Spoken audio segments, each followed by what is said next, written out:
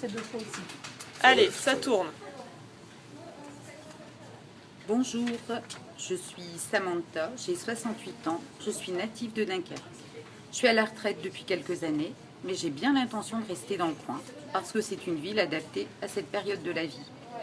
Ça fait 30 ans que toutes les maisons de l'agglo ont été adaptées pour qu'on puisse y rester le plus longtemps possible.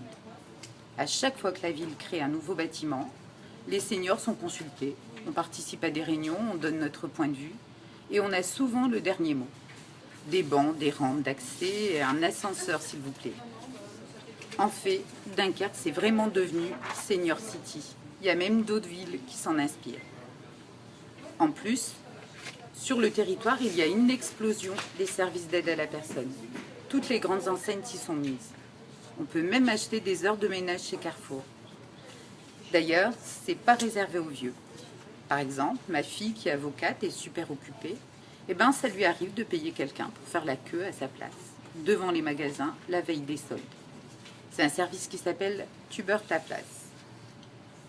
Après, c'est pas toujours si simple. L'an dernier, j'ai été clouée au lit pendant 15 jours avec un lumbago. Là, j'ai dû trouver quelqu'un pour faire la cuisine. Je suis passée par le Carrefour en bas de chez moi. Au bout de 10 jours, j'ai dû arrêter. C'était trop cher pour ma petite retraite. Aujourd'hui, je me dis qu'il faut que je trouve une alternative si j'ai d'autres soucis de santé.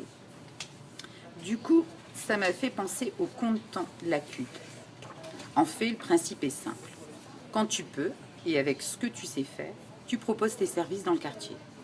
Par exemple, moi, je peux m'occuper des petits à la cantine de l'école ou les accompagner dans des sorties. Et en échange, tu récupères des points-temps avec l'école, lesquels tu peux acheter des services d'aide à la personne. J'aime bien ce système, car je me sens utile, je rencontre du monde. Et puis, l'avantage, c'est que je sais que si j'ai besoin d'une heure d'aide au ménage demain, j'ai de la réserve. Par contre, on m'a proposé d'étoffer mon compte-temps en accompagnant des enfants avec un handicap. J'ai testé, c'est vrai, c'est super avantageux.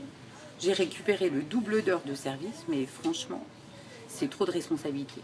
On nous demande d'être professionnel, alors qu'à la base, ça part du bénévolat. Et puis, c'est super stressant. Par contre, j'ai un voisin qui a vraiment tiré son épingle du jeu. Le type a 85 ans, il a ouvert son compte-temps dès la création du système. Il a été gardien pour voisin vigilant pendant 30 ans. Je peux vous dire qu'il a explosé son compte.